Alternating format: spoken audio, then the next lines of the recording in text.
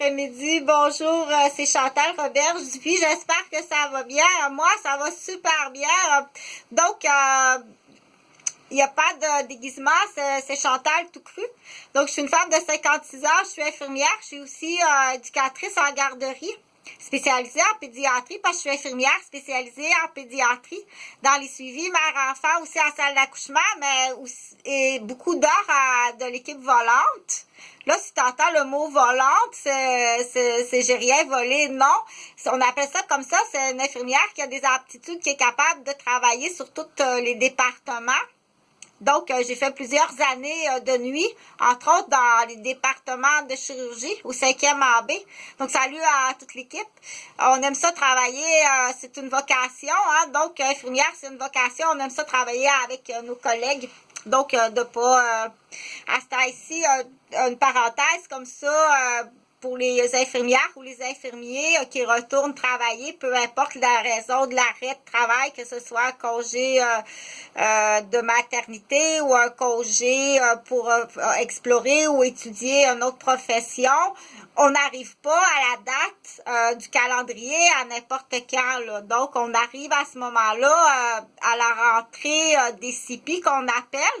Donc, sur le calendrier des rentrées à la profession d'infirmière, tu dois vérifier. Parce que si tu arrives comme ça au bureau, dire, bon, je vais te sortir tous les dossiers pour une admission d'une infirmière, faire des stages, une orientation, un cours sur la nouvelle administration pour une infirmière. Non, ça se fait pas comme ça. Il faut attendre. Il y a 2 dates dans l'année. Donc, il y a la date d'entrée des CIPI qui se trouvent à être les candidates à la profession d'infirmière. Donc, du coup, bonne chance aux infirmières pour votre examen à l'ordre des infirmières parce que c'est très, très bientôt.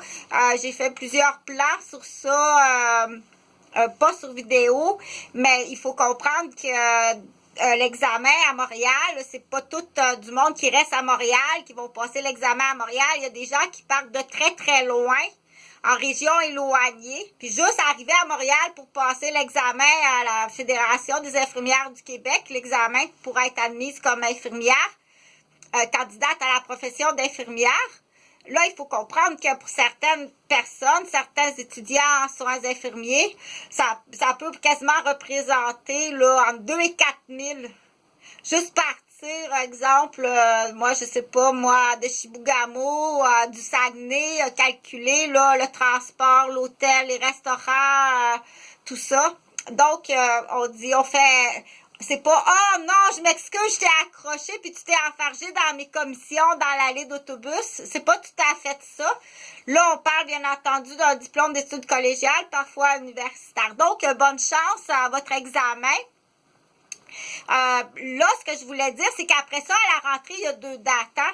Donc, c'est pour ça qu'en ce moment, il va y avoir comme un petit peu un curseur sur la ligne de temps, que c'est pas tout de suite. J'attends la rentrée qui se trouve à ce moment-là à la fin du cégep ou à la fin de l'université, de la session cégep-université, qui se trouve à être exactement la date. Là, je l'avais noté. Donc, là, j'ai comme 2 mois là, pour soigner des blessures extrêmement graves au dos, une infection, et puis faire un bon ménage qu'on appelle mettre les rapports en ordre. Donc, je sais pas de quoi tu te mêles, là.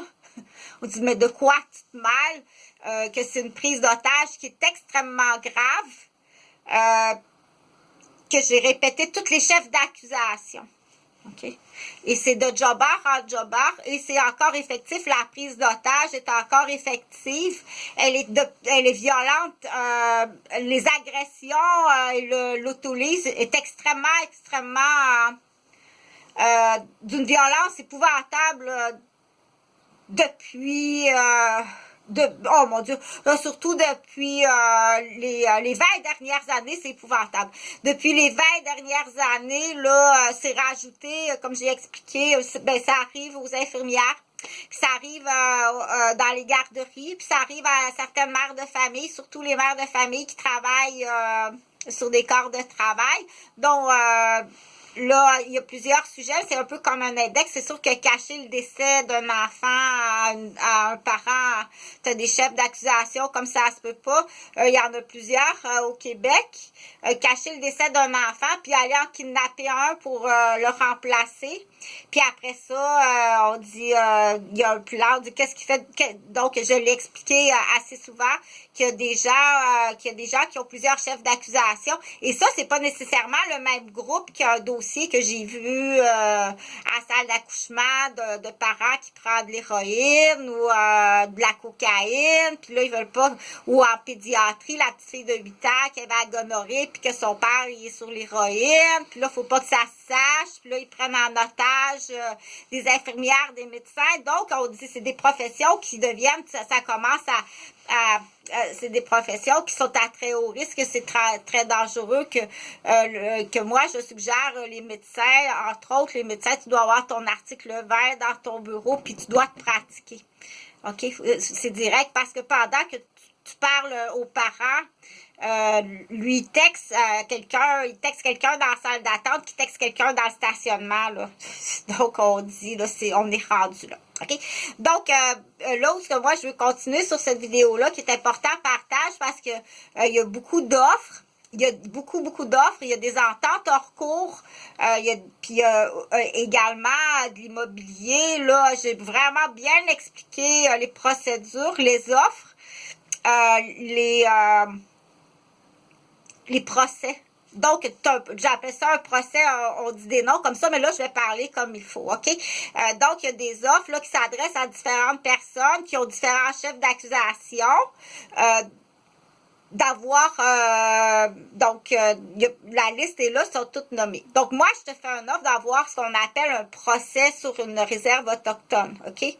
Le temps que tu es sur la réserve autochtone, tout le long du procès, tu vas être bien traité tant qu'on n'a pas, qu'on appelle le jugement.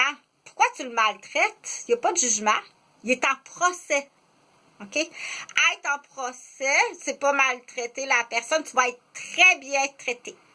Mais on dit très bien. Tu vas être, le long de ton procès, tu vas être bien traité sur la réserve. Mais n'importe quelle ambassade qui avait à la garderie, qui était endommagée par vos actions criminelles, qui doit avoir un procès, ils peuvent débarquer puis te ramasser. Je peux pas être plus clair que ça. Tu vas peut-être te retrouver dans une prison civile ou la prison de l'armée. Parce qu'il y a des militaires dans ça. Exemple, ils vont aller chercher Yann Tétrault. Ils vont t'emmener dans une prison militaire au Japon. Puis là, tu vas avoir un procès. Puis tout ton argent va se liquider là. Donc ça, c'est un travailleur autonome, privé.